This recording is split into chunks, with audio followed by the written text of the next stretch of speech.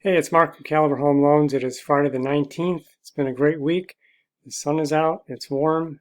It's summer in Michigan. Can't complain about that.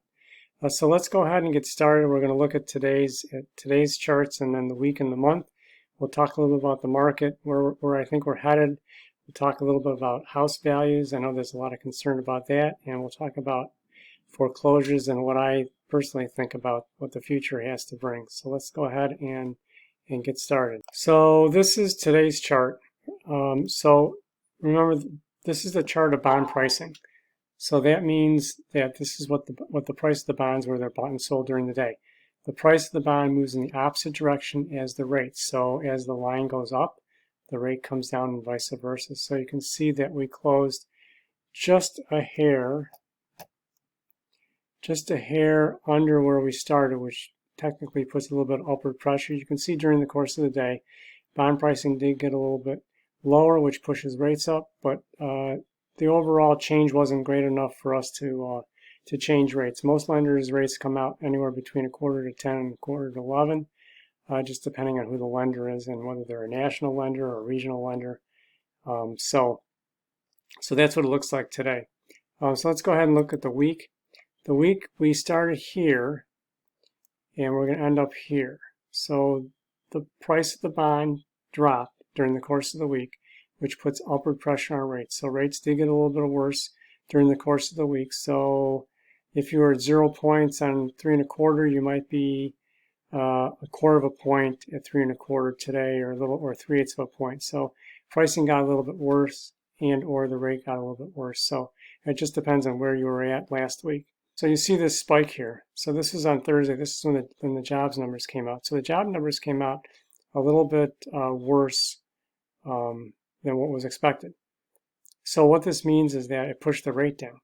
So remember, bad news on Main Street is good news for us. So whenever there's bad news on Main Street, it's considered non-inflationary. So good news is inflationary. Inflationary news pushes rates up. So this actually pulled rates down a little bit. And then you can see during the course of the rest of the week, we lost a little bit of ground, which pushed rates up a little bit. But so we lost a little bit during the week. So here's the month. So the month, we're higher than where we started a month ago. But if you look at the numbers, actual numbers, we started at basically 103.5 and we're at 103.75. Not a whole lot of change. So in the course of the month, rates have been extremely stable. Again, you've got to remember that the Fed is buying bonds, pouring a ton of money into the markets every day. So that's kept rates pretty consistent. So let's take a look at, I like to take a look at the 10-year. I know a lot of people look at the 10-year and think that it's the same as mortgage rates. It's not. But for me, looking at the 10-year gives me some idea of what else is going on in the economy. So you can see that this is 3 months worth. So we came off of a high, and then it's been pretty low since. I mean, the 10-year hasn't really closed above, I don't think, 0.9 in a while. So that's good news. And then let's take a quick look at the Dow. So this is 3 months also. So you can see it's coming off the lows, and just a general heads up. Some people look at the Dow, some people look at the S&P, some people look at the NASDAQ.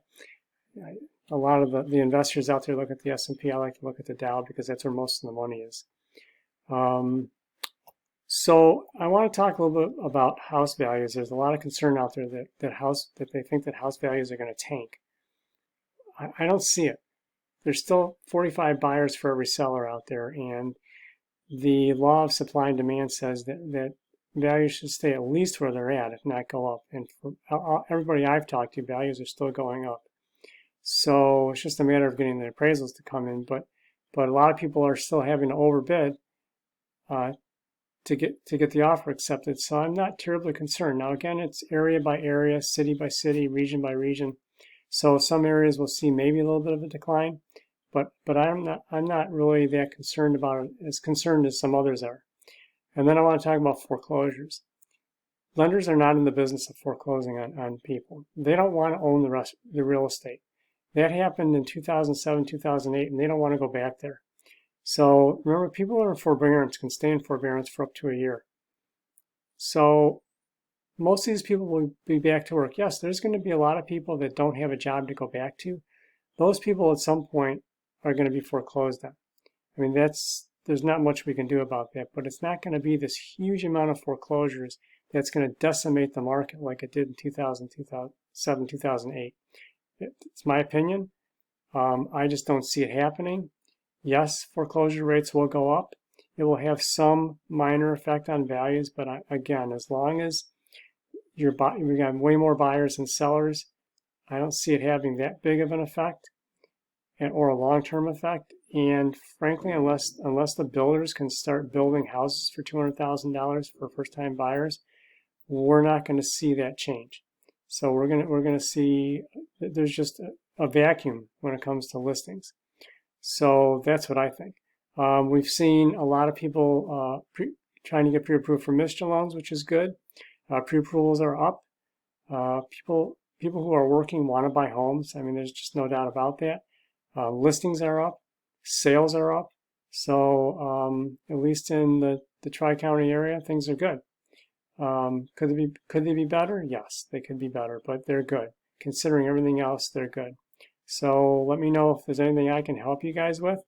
248-705-8431. Give me a shout. Have a great weekend.